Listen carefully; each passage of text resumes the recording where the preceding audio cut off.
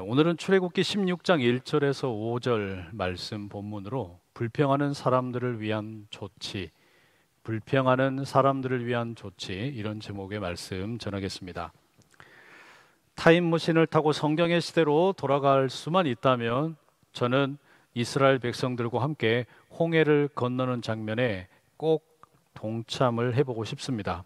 이게 얼마나 감격스러웠겠어요. 바다가 그 불어오는 바람과 함께 점점 마른 땅으로 변화가 되고 그 마른 땅을 밟고서 지나간다라는 거, 상상만 해도 아주 기가 막힌 일입니다. 바다 한복판에 길을 걸으면서 바다 생물들의 소리를 듣고 그 짠내를 맡으면서 걸어가는 거, 평생 잊을 수 없는 경험일 거예요. 그리고 자자손손 대를 이어서 내가 말이지 이런 일을 경험했다고, 내가 이런 하나님의 역사의 현장에 있었다고, 그 자랑할 만하지 않겠습니까? 이스라엘이 그렇게 홍해를 건넜습니다. 그리고 너무 좋아가지고 감사와 찬양의 축제를 열게 됩니다. 모세가 앞장서서 찬양을 부르고 이스라엘 백성들이 이제 코러스로 합창을 하면서 하나님의 구원의 역사를 찬양합니다. 미리암과 수많은 여성들이 흥을 이기지 못해서 나와 춤을 추며 땀이 범벅이 되도록 노래하고 춤을 춥니다. 너나 할 것 없이 해방의 기쁨을, 그리고 하나님께서 허락하신 자유를 노래하게 된 것이죠. 자, 그렇게 축제가 끝났습니다. 아름다운 예배가 끝났어요. 그리고 나서 이제 오늘 우리가 읽은 본문이 등장을 하게 되는데, 이 본문에서는 어떤 일이 벌어질까요? 놀랍게도 이스라엘이 불평을 합니다. 말하자면 주일 예배를 마치고서 정문을 열고 나가자마자 그냥 육두문자를 막 내뱉으면서 누가 주차를 이따위로 해놨냐 이런 일이 벌어지는 것과 마찬가지 일입니다. 본문은 출애굽기 15장 22절에서 16장 36절까지의 말씀을 살펴보려고 하는데요, 크게 보면 두 가지의 불평이 있습니다. 첫 번째는 물 때문에 불평합니다. 15장 22절에서 24절 제가 읽어드릴게요. 모세가 홍해에서 이스라엘을 인도하며 그들이 나와서 수르 광야로 들어가서 거기서 사흘 길을 걸었으나 물을 얻지 못하고 마라에 이르렀더니 그곳 물이 써서 마시지 못하겠으므로 그 이름을 마라라 하였더라. 백성이 모세에게 원망하여 이르되 우리가 무엇을 마실까 하매, 예배가 끝나고 난 다음에, 그 축제가 끝나고 난 다음에, 감사의 찬양이 끝나고 난 다음에 모세가 이스라엘을 이끌고 광야로 들어갑니다. 수르 광야입니다. 광야는 이스라엘에게는 상당히 낯설은 장소입니다. 지금까지는 이집트에서 살았죠. 이집트는 나일강의 그 영향으로 인해서 늘 물이 풍부했습니다. 하지만 광야는 다르죠. 3일을 걸어갔는데도 불구하고 물을 구경하지 못했습니다. 완전히 생소한 경험입니다. 어딘가 물이 있을 것이다 기대를 하면서 갈증을 참고 뚜벅뚜벅 걸어가는데 한참을 걷다가 앞서가는 사람들이 소리를 지릅니다. 저기 물이 있다, 저기 물이 있다. 그리고서 달려가서 그 물을 벌컥벌컥 마시는데, 이걸 마셔보니까 써서 마실 수가 없어요. 그래서 그 이름을 쓰다라는 이름의 마라라고 불렀습니다. 마라탕이 아니고 마라입니다. 홍해를 건너고 겨우 3일이 지났는데 이스라엘의 불평이 시작됩니다. 두 번째는 음식으로 인한 불평입니다. 오늘 본문 16장 1절에서 3절 함께 다시 한번 읽어보겠습니다. 시작. 이스라엘 자손의 온 회중이 엘림에서 떠나 엘림과 시내산 사이에 있는 신광야에 이르니 애굽에서 나온 후 둘째 달 15일이라. 이스라엘 자손 온 회중이 그 광야에서 모세와 아론을 원망하여 이스라엘 자손이 그들에게 이르되 우리가 애굽 땅에서 고기 가마 곁에 앉아 있던 때와 떡을 배불리 먹던 때에 여호와의 손에 죽었더라면 좋았을 것을 너희가 이 광야로 우리를 인도해 내어 이 온 회중이 줄여 죽게 하는도다. 이 두 번째 불평은요, 홍해를 건너고서 약 6주의 시간이 지난 후에, 그러니까 한 달 반 정도의 시간이 지난 후에 식당이 떨어졌을 때 일어난 불평입니다. 차라리 우리가 이집트에서 고기를 뜯어먹고 있다가 죽었더라면 좋았을 것을 뭐 하려고 우리를 이곳으로 인도해 내었느냐라는 험악한 말까지 나옵니다. 요약하면 이스라엘의 불평은 마실 물이 없는 이유, 그리고 먹을 음식이 없다라는 이유 때문에 불평을 하게 된 것이죠. 그런데 이 불평을 조금 더 자세히 뜯어놓고 보면 몇 가지 특징이 있어요. 첫 번째는 이 불평의 전염성이 있습니다. 16장 2절에 의하면 몇몇 사람이 아니라 온 이스라엘 사람이 불평을 합니다. 불평하는 입술은 전염성이 강합니다. 긍정적으로 말하고 격려하는 말보다 훨씬 더 영향력이 셉니다. 주변의 부정적인 여론을 형성하고 공동체 전체를 불편하게 만드는 게 이게 훨씬 쉽습니다.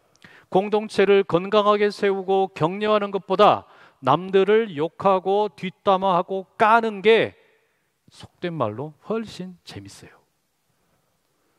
아닌가요? 두 번째, 이 불평의 특징이 뭐냐? 리더를 공격합니다.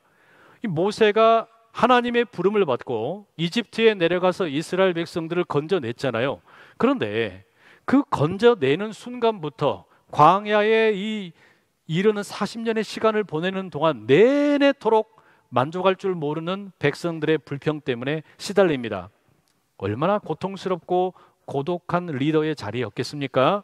모세는 자신과 함께 이집트에서 떠났던 백성들로부터 배반을 당하기도 하고 반대를 당하기도 하면서 지속적으로 어려움을 겪습니다. 세 번째, 이스라엘의 불평은 실제로는 하나님을 향한 것이었습니다. 사람들을 향한 것 같지만, 모세와 아론이라는 리더를 향한 것 같지만 실상은 하나님을 향한 원망입니다. 16장 8절, 모세가 백성들에게 이렇게 말해요. 너희의 원망은 우리를 향하여 함이 아니요 여호와를 향하여 함이로다. 그래서인지 모르지만 본문에 보면 이스라엘은 마실 물이 떨어졌고 먹을 음식이 없을 때 하나님에게 한 번도 기도하지 않습니다. 하나님에게 물을 좀 달라고, 먹을 음식을 달라고 구하지를 않아요. 오히려 하나님께서 수많은 기적을 행하시고 자기들을 구원하셨음에도 불구하고 그저 원망만 합니다. 불평만 늘어놓고 있습니다. 네 번째, 여기 본문에 기록되어 있는 불평은 놀랍게도 현재는 철저하게 악마화하고 과거는 낭만적으로 조작을 합니다. 이스라엘은 과거를 얼마나 미화하는지 몰라요. 자기들이 이집트에서 노예 생활을 할 때에는 적어도 고기를 뜯어 먹었대요. 말도 안 되는 소리잖아요. 이런 말도 안 되는 이야기를 하면서 과거에 대해서는 아주 미화를 하고 하나님께서 건져내셔서 해방이 되고 자유를 누리고 있는 현실에 대해서는 평가절하하고 있는 겁니다. 이런 불평의 특징들이 오늘 본문에서 잘 나타나고 있습니다. 그런데 오늘 우리가 살고 있는 이 한국 사회도요, 별로 다르지가 않아 보여요. 우리는 불평이 일상이 된 삶을 살고 있는 것만 같습니다. 인터넷 댓글만 보면 너무나 명확합니다. 칭찬이나 격려의 말은 찾아보기 쉽지 않아요. 오히려 불평하고 비난하고 원망하는 글들이 가득합니다. 아주 꼴 좋다, 뭐 이렇게 그저 비웃는 이야기들만 가득합니다. 정치, 경제, 교통, 날씨, 이웃, 교육, 뭐 이런 거 아주 뭐 주제를 가르지 않고 모든 것이 다 불평이에요. 그러다 보니까 여러분, 요즘에는 그냥 프로 불평러들이 많습니다. 얼마나 불평을 잘하는지 프로 수준이라는 거죠. 교회도 예외가 아니에요. 예배가 늦게 끝난다, 찬양팀이 노래를 못한다, 설교가 완전 구리다, 구역원이 마음에 안 든다, 국수가 맛이 없다, 주차할 공간이 없다, 화장실이 깨끗하지 않다, 내가 얼마나 대단한 사람인데 알아주지를 않는다. 어디까지 이야기할까요? 우리는 이런저런 이유로 끝없이 불평합니다. 교회에서도 똑같단 말이에요. 사랑하는 성도 여러분, 아니 도대체 왜 우리는 이렇게 입만 열면 불평을 할까요? 왜 우리는 입만 열면 이토록 불평이 터져 나오는 걸까요? 불평 멈추기라는 제목의 책이 있더라고요. 이 저자가 사람들이 끊임없이 불평하는 이유를 두 가지로 요약해서 말합니다. 첫 번째는 자기 삶에서 의미를 찾지 못하고 깊은 공허감에 빠져서 만족하지 못하기 때문에, 그리고 두 번째는 공감이 부족하고 뿌리 깊은 자기 중심주의 때문에. 그러니까 쉽게 이야기하면요, 한편으로는 내 속에서 아무리 내가 노력을 해도 채워지지 않는 어느 부분이 있어요. 이것 때문에 불평이 나오고, 또 한편으로는요, 교만 때문인 거예요.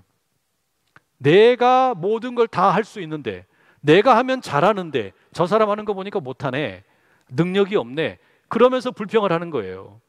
그래서 손흥민이 축구 경기를 하는데도 저것밖에 못하냐고 불평을 하고요, 이정우가 야구 경기를 하는데도 저것밖에 못하냐고 불평합니다. 해보라고, 하지도 못하면서 그러면서 불평이 일상화되어 있어요. 저자는 불평을 습관이라고 단언합니다. 단순한 감정의 표현이 아니라는 이야기죠. 우리의 영혼을 메마르게 만들고 공동체를 병들게 만드는 나쁜 습관이라는 거예요. 스스로의 힘으로는 채울 수 없는 이 내면의 결핍, 그리고 뿌리 깊은 자기 중심성, 여기에서 비롯된 삶의 태도가 불평이라는 겁니다. 그러면서 이 책의 저자가 불평의 해악을 이렇게 말합니다. 끊임없이 불평을 늘어놓거나 비건설적인 수다를 떠는 사람들과 함께 있을 때 알 수 없는 나쁜 기운에 휩싸이는 것을 느낍니다. 여러분 그러지 않으세요? 누군가가 다른 사람을 막 계속해서 뒷담화를 해요, 불평을 해요. 그러면 여러분 거기에 나도 모르게 동조가 됩니다. 나도 모르게 거기 넘어가게 돼요. 그런 일들이 우리 가운데 얼마나 많습니까? 불평하는 사람들은 흔히 말하기를 이것만 고치면, 이 사람만 바뀌면 모든 문제가 해결될 것처럼 떠벌거리지만, 당면한 문제가 해결이 된다고 해도 불평은 절대 멈추지 않습니다. 불평이 삶을 대하는 태도이자 습관이기 때문에 그렇습니다. 담배나 술을 끊으려고 하는 사람들, 금연을 하고 금주를 하려고 하면 얼마나 노력을 많이 해요. 마찬가지예요. 만성적인 불평, 이 습관을 끊으려고 하면 의식적인 노력이 없이는 결코 쉽지 않습니다. 게다가 이 불평의 또 하나 커다란 문제가 뭐냐면요, 말씀드린 것처럼 이게 단순한 감정의 표출이 아니고 이 불평으로 인해서 다른 죄들이 따라오는 경우가 참 많습니다. 불평하다 보니까 불순종, 불신, 반역, 조급함, 감사하지 않음, 하나님에 대한 경멸까지 이르게 되는 경우들이 많다라는 말이에요. 제가 그래서 가만히 이번 한 주간 이 설교를 준비하면서 불평을 묵상을 했습니다. 불평을 묵상을 하면서 이 불평의 반대말이 뭘까 생각을 해봤어요. 여러분, 불평의 반대말이 뭘까요? 불평의 반대말, 이 마음속에 있는 내면의 공허감, 그리고 내가 제일 잘났다, 그 자기 중심성, 이것 때문에 우리가 불평을 많이 하게 되는데, 결국에 여러분, 불평하는 사람들이 절대 할 수 없는 게 있어요. 신뢰 아닙니까? 불평하는 사람은요, 누군가를 신뢰하지 못하고 믿어주지를 못합니다. 누군가 하고 있는 일이 마음에 안 들어, 내가 하면 저거보다 잘해, 믿어주지를 못하는 거예요. 신뢰하지를 못해요. 그래서 불평하는 사람들이 결코 할 수 없는 것, 신뢰입니다. 하나님을 향한 불평이 되었든 사람을 향한 불평이 되었든 결국에 그 근본 뿌리는 뭐냐면 신뢰 부족이에요. 믿음이 없다는 이야기예요. 하나님에 대한 믿음이 없는 것이고 사람에 대한 신뢰가 없다라는 말이죠. 믿음이 없으면 불평이 나오고 신뢰가 없으면 불평이 나옵니다.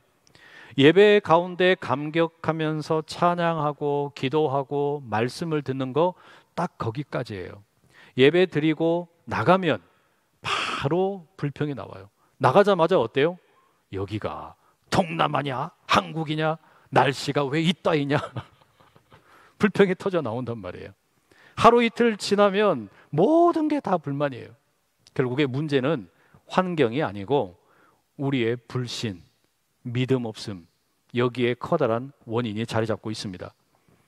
그럼 여러분, 이렇게 불평하고 원망하는 이스라엘 백성들을 향해서 하나님께서는 어떻게 하실까요? 하나님께서는 이 이스라엘 백성들을 향해서 어떻게 일을 하시느냐? 놀랍도록 은혜를 베풀어 주십니다. 마실 물을 공급해 주시고 먹을 양식을 공급해 주십니다. 마라의 쓴물 가운데 하나님께서는 나무 하나를 가리키시고 그 물을 나무에 던져라. 나무를 물에 던져라. 그러면 이 물이 단물이 될 것이다 말씀하시죠. 이 나무가 훗날 십자가를 예표하게 되는 해석도 나올 수 있는데, 우리 인생이 쓰디쓴 인생이다 보니까 고된 인생인데 거기에 십자가의 은혜가 임하게 될 때 단물과 같은 인생이 된다는 거 아닙니까? 그리고 오늘 읽은 이 16장에 보면 만나와 메추라기를 내려주십니다. 불평하는 사람들에게 하늘에서 음식을 주시는 거예요.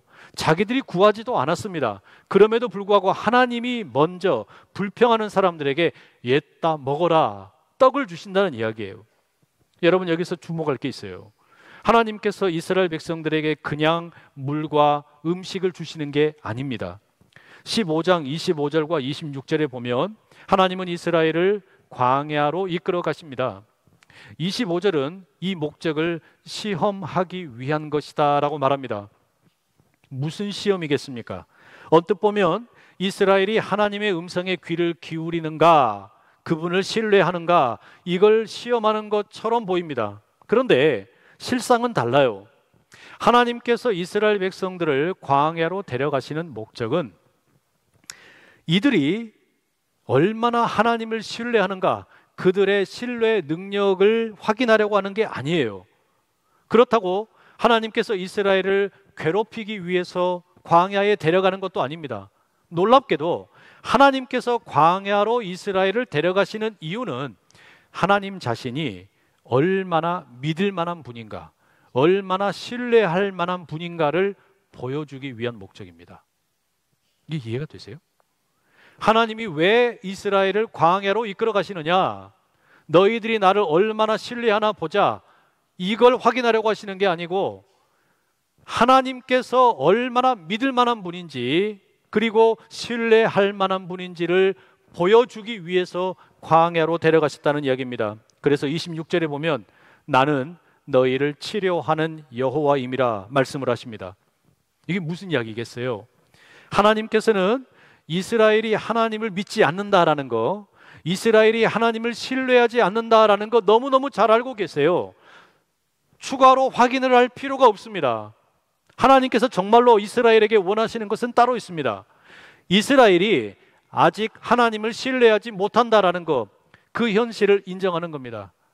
이스라엘이 하나님을 믿지 못한다라는 그 현실을 온전히 받아들이는 것, 하나님은 그걸 원하시는 겁니다. 그래서 하나님이 말씀하시는 거예요. 이스라엘아, 나는 너희들이 나를 믿지 않는다는 거 너무 잘한다. 나는 너희들이 나를 신뢰하지 않는다라는 거 너무 잘한다. 그러나 나는 너희를 치료하는 하나님이다. 내가 너희의 믿음 없음, 너희의 신뢰하지 못함, 그리고 불평하는 그 입술을 치료하겠다. 이게 하나님의 계획이에요. 하나님께서 이스라엘을 광야로 이끌어 가신 목적이라는 이야기입니다. 여기서 질문이 생겨요. 그럼 하나님께서는 이스라엘의 신뢰하지 못함과 믿음 없음과 불평이 터져 나오는 것을 도대체 어떻게 치료하시겠다라는 걸까요? 그 방법이 뭘까요? 만나의 이야기를 가만히 보십시오. 하나님께서는요, 자기를 신뢰하지 못하는 이스라엘을 때리시지 않습니다. 윽박지르지도 않습니다. 오히려 물이 없다 그러니까 물을 주시고 먹을 게 없다 그러면 먹을 걸 주시는 거예요. 만나의 이야기, 만나는 꿀을 섞은 과자 같은 맛이 나는 부스러기 형태의 물질입니다. 이스라엘은 매일 이것을 항아리에 담아서 요리를 해서 음식으로 섭취를 했습니다. 만나의 선물이라고 하는 것은 이스라엘이 얼마나 자격이 있느냐, 또는 하나님을 얼마나 신뢰하느냐, 이런 것과는 상관없이 40년의 기간 동안 지속적으로 내려왔습니다. 매일 아침 만나가 하늘에서 내린 거예요. 각 사람이 필요한 만큼 가지고 가라 지시를 받습니다. 다음 날이 되면 부패하기 때문에 먹을 수가 없어요. 그래서 만나를 쌓아두는 것이 소용이 없습니다. 안식일이 되면 만나가 내리지 않습니다. 그래서 안식일 전날 이틀치의 만나를 거두어 두고 먹을 수 있도록 허락을 하셨습니다. 결국에 여러분, 이 만나를 주신다라고 하는 하나님의 역사, 그 핵심은 하나님에게 매일의 필요를 맡기라라는 거 아닙니까? 오늘 만나를 주신 하나님께서 내일도 만나를 주신다. 이것을 믿어라 이 말이잖아요. 단 하루도 하나님의 은혜 없이는 살 수 없다라는 것을 느끼게 하기 위한 것입니다. 그런데 이스라엘은 하나님께서 주시는 이 만나의 시험에 실패합니다. 하나님에게 등을 돌리고 맙니다. 어떤 이들은 만나를 모아서 비축하려고 했고, 또 어떤 이들은 안식일 날 아침에 나가서 만나가 정말로 없는지 확인을 하기도 했습니다. 아니, 왜 그렇게 하나님의 말씀을 있는 그대로 받아들이지 못하는 걸까요? 이스라엘의 불평을 하는 거, 그 이면에는 말씀드렸다시피 두려움이 있어요. 미래에 대한 두려움이 있고, 한편으로는 그래서 신뢰를 못하는 게 있습니다. 하나님께서는 이스라엘이 광야의 시간을 보내며 자신에게 하루하루를 맡기고 하나님을 온전히 신뢰하는 법을 배우도록 가르치고 싶으셨어요. 심지어 하나님의 이와 같은 그 은혜가 얼마나 놀라운가 하면, 이스라엘이 금송아지를 만들던 날, 우리는 하나님 싫어, 우리는 하나님과 같이 하지 않을 거야, 그러면서 자기들의 금부치를 모아가지고 금송아지를 만들던 날, 그 아침에도 변함없이 만나가 내렸습니다. 하나님이 싫다고, 우리는 하나님과 함께하지 않겠다고 금송아지를 만드는 그날에도 하나님은 만나를 내려주셨고, 이스라엘 사람들은 그날 아침에도 만나를 거두어다가 밥을 해서 먹었을 겁니다. 여러분, 이제 느낌이 오시나요? 이스라엘이 아무리 하나님을 배신하고 떠나도 하나님은 여전히 신실한 분이라고 하는 것을 알려주기 위해 하나님이야말로 이스라엘의 치료자가 되신다라고 하는 것을 말씀하시기 위해 끊임없이 변함없이 만나를 내려주시는 겁니다. 그럼 여러분, 결국에 하나님의 의도는 이거예요. 이스라엘아, 너희들에게 정말 필요한 것은 나다.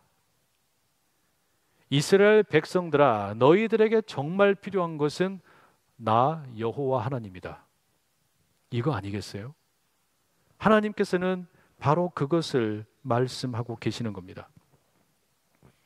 이와 같은 하나님의 참 바보 같은 사랑, 너무나 낭비하는 사랑은 신약 성경의 예수 그리스도를 통해 재확인됩니다. 모든 복음서에 기록된 유일한 기적은 예수님께서 5천 명을 먹이신 오병이어의 기적이죠. 배고픈 무리에게 보리떡 5개와 물고기 2마리로 그 5천 명의 사람들을 먹이셨어요. 어느 목사님이 실수로 이렇게 말씀하셨다 그러죠. 성도 여러분, 예수님께서는 보리떡 5,000개로 5명을 먹이셨습니다. 그것도 놀라운 일이에요. 쉽지 않은 일입니다. 쯔양 같은 사람들 5명이 있었는지는 모르겠어요. 여하튼 여러분, 사람들은 그렇게 예수님을 통해서 배가 부르게 되니까 억지로 예수님을 왕으로 삼으려고 했습니다. 그들의 속마음을 아시고 예수님께서 홀로 산으로 떠나셨습니다. 다음 날에도 사람들은 집요하게 예수님을 찾습니다. 자신을 찾아온 무리들에게 예수님이 이렇게 말씀하셨어요.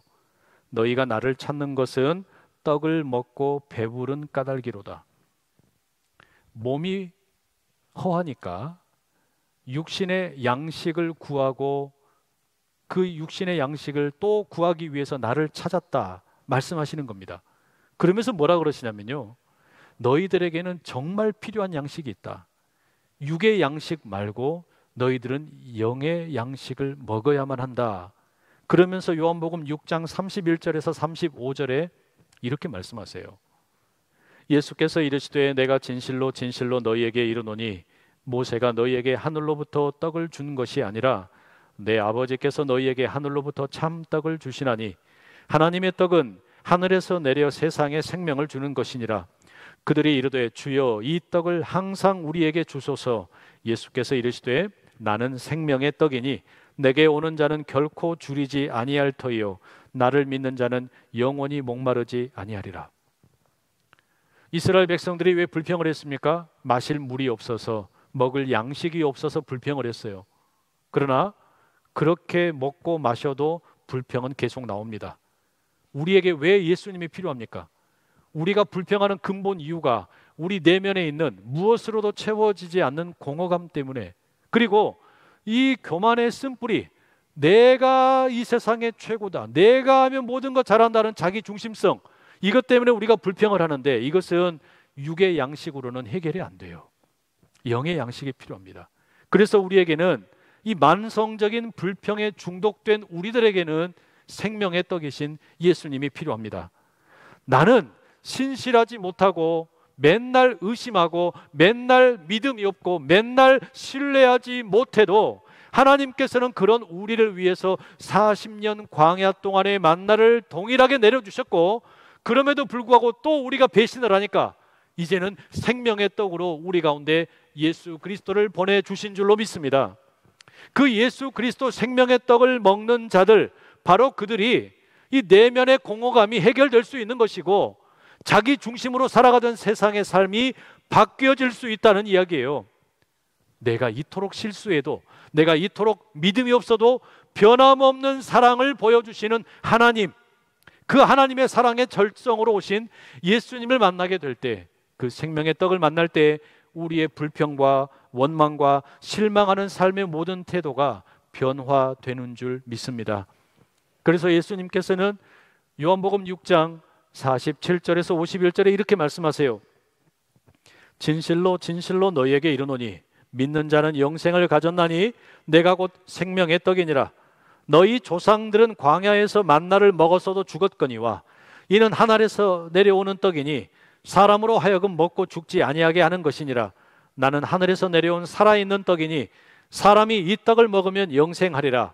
내가 줄 떡은 곧 세상의 생명을 위한 내 살이니라 하시니라. 성도 여러분, 예수 그리스도를 먹고 마시며 그 영생을 누리고 계십니까?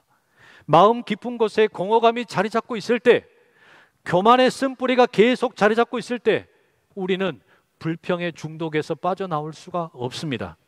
자기 상태가 정말로 그러하다면, 그걸 정직하게 인정을 하신다면, 그런 삶에서 돌이키기를 원하신다면 하나님의 신실하심으로 이 땅에 오신 생명의 떡 예수 그리스도를 온전히 바라보실 수 있기를 축복합니다. 그 주님께서 우리 안에 오셔서 우리의 모든 공허한 마음을 고치시고 우리의 교만의 쓴뿌리를 고치시고 우리로 하여금 믿음의 사람으로, 신뢰의 사람으로 변화시켜 갈 것을 믿음으로 나아갈 수 있기를 축복합니다.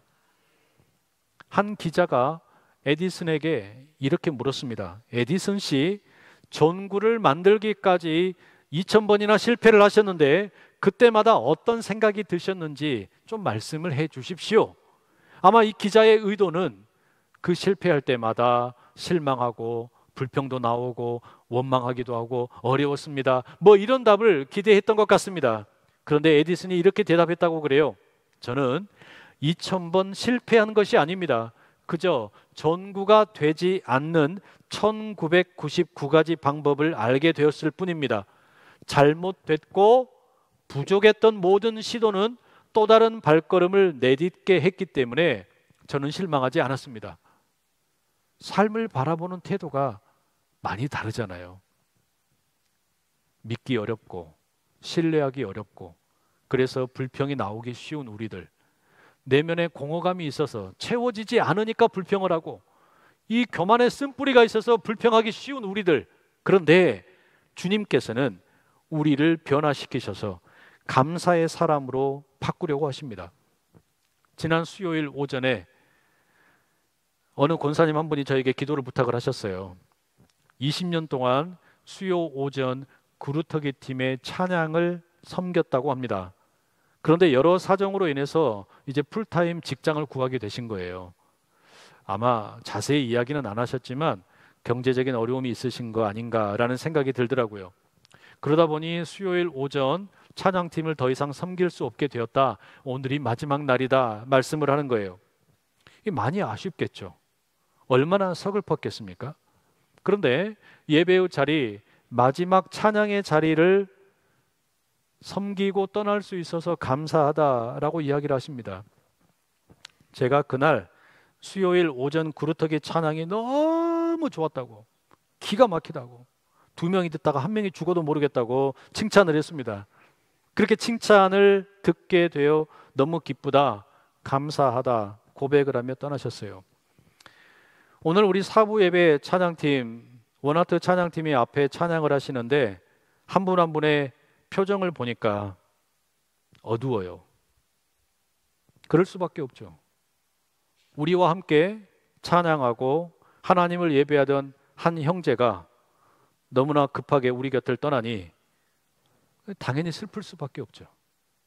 그러나 여러분, 우리는 사랑하는 우리 형제의 그 삶의 마감, 그럼에도 불구하고 하나님을 끝까지 찬양하고 예를 쓰며 지난주까지 예배의 자리에 나와서 저랑 함께 기도도 했어요. 어떤 삶을 우리가 살면 좋겠습니까? 신뢰가 없고 믿기가 어려운 그런 삶의 이 수많은 조건들이 너무 많아요. 그러나 끝까지 감사를 올려드리고 찬양의 제사를 드리는 우리의 삶이 될 수 있기를 간절히 축복합니다. 불평하는 사람들에게, 자격이 없는 사람들에게 은혜를 베푸시는 하나님을 기억하실 수 있기를 축복합니다. 생명의 떡으로 오신 예수님을 바라보실 수 있기를 축복합니다. 그리하여 불평 대신 감사의 전문가가 되실 수 있기를 축복합니다. 이번 한 주간 혹시 여러분의 입에서 불평이 나오려고 하거든 입을 그냥 꿰매버리세요. 그리고 감사가 나올 때까지 하나님께서 우리에게 어떤 은혜를 베풀어 주셨나, 그 하나님을 향한 감사의 고백만 가득 하시기를 간절히 축복합니다. 기도하겠습니다. 사랑하는 하나님 아버지, 우리는 자주 불평하며 은혜를 잊어버립니다. 그러나 주님께서는 오늘도 우리를 버리지 아니하시고 믿지 못하고 신뢰하지 못하는 우리에게 변함없는 은혜로 함께 하십니다.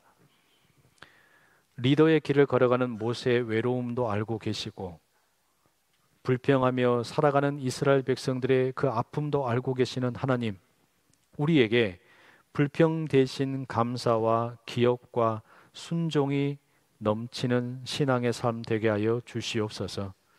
예수님의 이름으로 기도드립니다. 아멘.